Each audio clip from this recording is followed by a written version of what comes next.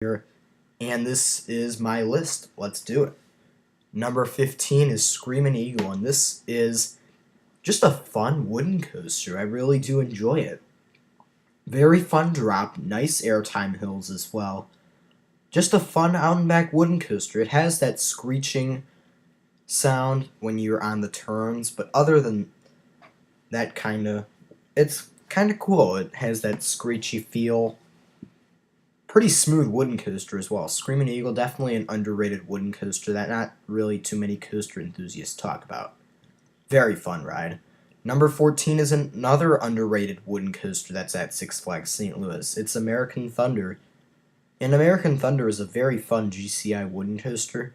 Very good drop. Nice airtime hills as well. Very intense coaster. It wasn't as good as I remember it, but it was still very intense and the drop was pretty powerful, so I still enjoyed it. So overall, American Thunder was a very fun ride. I really do enjoy this ride a lot. So number 13 is Mr. Freeze Reverse Blast, and this is a very fun roller coaster. Unbelievable. The launch is very powerful, that top hat. Like if you're in the back of the train where you go up the top hat first and you have the biggest drop, you really do feel the intensity on the ride going up and down. Very powerful ride, depending on where you're at during the ride. Even though this coaster is probably only like a minute long, it's still a very fun coaster and definitely a very good ride at Six Flags St. Louis. Definitely their best coaster. Number 12 is Mystic Timbers, and this coaster, in my opinion, was a disappointment. I was thinking this would be the best GCI out there. 10 out of 10 woody. The shed would be unbelievable. But no, it was a disappointment. The shed was okay, I guess. There was some cool screens of these creatures, and there was some weird music playing. So it was kind of cool. There was cool theming in the shed. But moving on to the ride experience, I thought there would be more airtime, but one thing that caught me off guard was the intensity of this coaster. This was an intense ride, very awesome intensity. The airtime was solid though, don't get me wrong, but this coaster was a disappointment, but overall very awesome. It goes over the river, and it goes over one of the lines for one of the rides at Kings Island, and it's just a very picturesque coaster that's in the trees. It's the second coming of the beast, as you could possibly say here. Number 11 is Raptor, and this is definitely the best B&M invert I've ridden. Unfortunately, it's not in the top 10. But moving on to Raptor, this is an awesome coaster.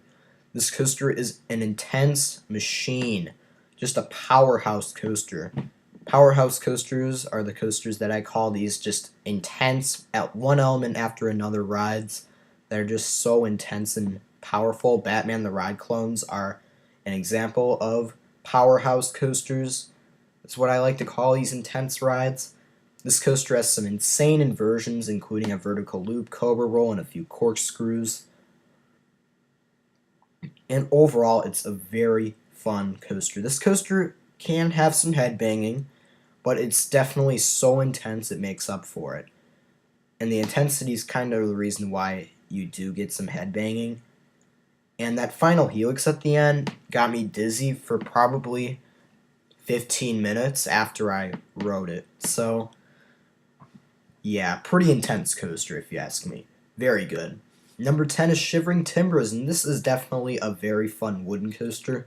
Even though this isn't the smoothest ride in the world, it delivers some awesome airtime during the first half of the ride. It's just airtime, airtime, airtime, airtime, airtime throughout the whole first half. The second half's pretty weird.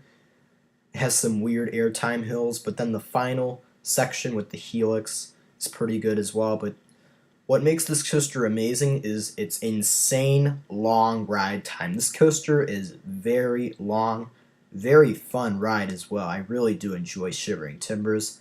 Plus, when I rode it back in 2016, there was only like a station wait for it. Sometimes there was no line. And I still didn't understand, because Wolverine Wildcat was right next to it. It's a lot smaller and way worse, while this ride is a lot better than it. So, kind of weird right there on that part, but still, Shivering Timber is a very fun wooden coaster and definitely an underrated wooden roller coaster. Number 9 is Goliath, and this is an RMC hybrid, not a hybrid, RMC Woody at Six Flags Great America, and I haven't ridden any RMC hybrids yet, but if I get to go to Cedar Point next year, or possibly any other Cedar Fair park getting an RMC hybrid, aka King's Dominion, I will get to ride my first RMC hybrid. So Goliath's the only RMC I've ridden at this point. It has an awesome drop, very good bank turns and inversions, and some awesome airtime. The layout is great for this coaster. The only problem with Goliath is that the ride is very short. Other than that, this coaster is a great ride, one element after another. It's not like the powerhouse level, but I still think this is a very fun coaster, and overall I really do enjoy it. Number 8 is Raging Bull, and this is the B&M Hypercoaster at Six Flags Great America, and I consider it the best coaster in the park by far. And Goliath you could consider the best, but I think Raging Bull reigns supreme once again. I feel like Raging Bull had a down year in 2016, but in 2017 it's been having a lot better of a year, and I've ridden it a lot more this year than last year, so that could be another reason why I'm ranking it higher.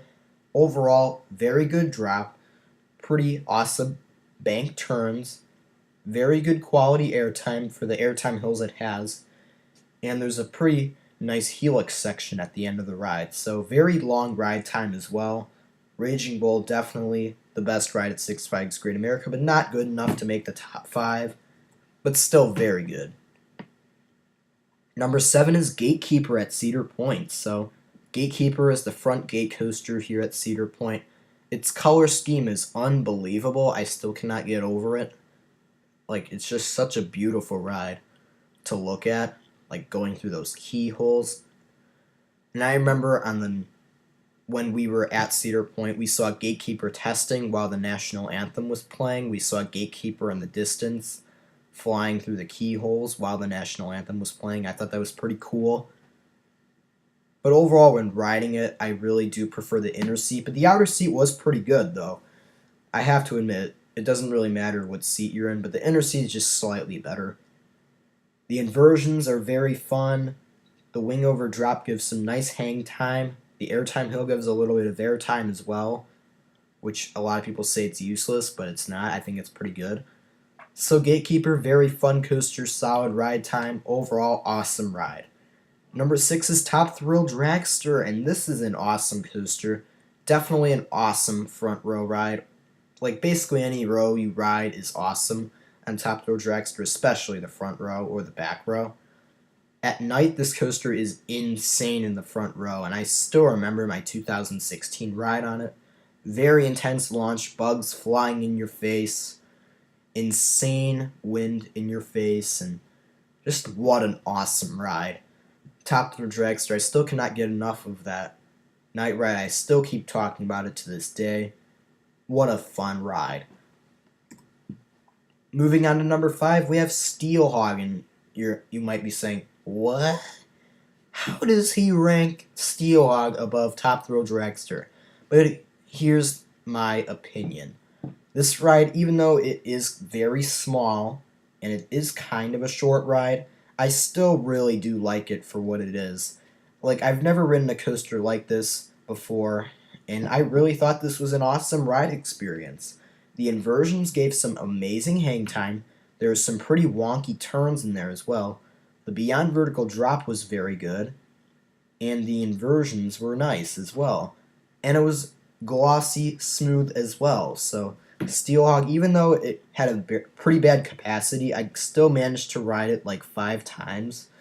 Like a bunch of times when the park first opened, we ran right to Steelhog, and I rode it a bunch of times in a row because there was no line. But I had to wait probably like 30 to 45 minutes for my final ride on it because it was later in the day and a ton of people were at Indiana Beach. So if you go to Indiana Beach, I recommend to get there very early so you can manage to get on all their rides before they have 1 hour lines or longer, because the operations at Indiana Beach are pretty bad. So moving on to number 4, we have Mavericks. So Maverick is another one of those powerhouse roller coasters. It has some insane airtime, very awesome inversions, some intense turns that are all over the place, and it's just such a great coaster, great layout, nice ride time, insane launch, just everything about this coaster is awesome. Insane drop as well. I just can't think of anything wrong about this ride. Just an awesome coaster. And even though you might get some slight neck banging on some of these intense turns, it's not that bad because the restraints are very soft compared to these hard over-the-shoulder restraints it used to have. So we're moving on to number 3, which is the Beast at Kings Island. And this is an unbelievable coaster. And you might be saying, how does this dude think this coaster is better than Maverick? I just don't get this YouTuber whatsoever. But the Beast is awesome. What a great ride. Insane drop. Very good turns spread throughout the ride. And this is just one kind of adventure. This coaster, it doesn't really matter what row you're in my opinion. It's just such an adventurous ride. There's all these turns going through the trees, some hills, tunnels, and you're just flying through the forest, even though there are some trim brakes in there. I still cannot get enough of the Beast, and at night it's even better. The fun starts at night, basically, for the Beast. I mean, this coaster's great in the day and all, but at night is when you will get the jackpot. The Beast at night is just unbelievable. What a great night ride. Number 2 is Diamondback, and this is another great coaster at Kings Island. Definitely the best ride at Kings Island. Just slightly better than the Beast. What an awesome B&M hypercoaster. Very, very smooth ride, even though it was built in 2009. The airtime is amazing. You get some very nice floater airtime on Diamondback. This ride is also a very long ride. And there is a water splashdown as well. This is such a nice modern B&M Hyper. Very good Cedar Fair roller coaster, and I really do enjoy it. It's just non-stop airtime. After the mid-course brake run, there's even more airtime. And then you have that water splashdown. There's just so much airtime and things happening on this coaster, and it's awesome. What a fun ride. And number 1, you already know, Millennium Force. This coaster, I got to ride it at night for the first time for 2017, and it was the greatest thing ever. Even though I had to wait 2 hours, it was the most unbelievable ride experience of all time. Unbelievable airtime, amazing bank turns, insane airtime, and you were flying at 93 miles per hour. Unbelievable ride experience at night. In the daytime, it's very good as well. I feel like it doesn't have much energy in the daytime, but the later you ride it, the more energy this coaster has, and it just seems to be better and to get better and better as time goes on during the daytime. And overall, I recommend to ride this coaster at night. What unbelievable ride. This is also a great day ride, and I just can't stop riding in the back row because it's so good. I remember trying it in a middle row during the day, and I really did enjoy it, but I still haven't gotten to get on a front row ride. I need to do that in 2018. I need to get into the front row in 2018. That's what I'm trying to do for next year. Hopefully to get on Millennium Force in the front row, ride Thrill Dragster, and ride Steel Vengeance. And I still got to manage to ride Magnum XL 200 at Cedar Point in my most recent visit. But that's all for me. Thank you for watching. Stay tuned for more videos. And before I leave, I'm kind of sorry about not uploading that much. I've been very busy with school. But thank you for watching. Stay tuned for more videos. And bye.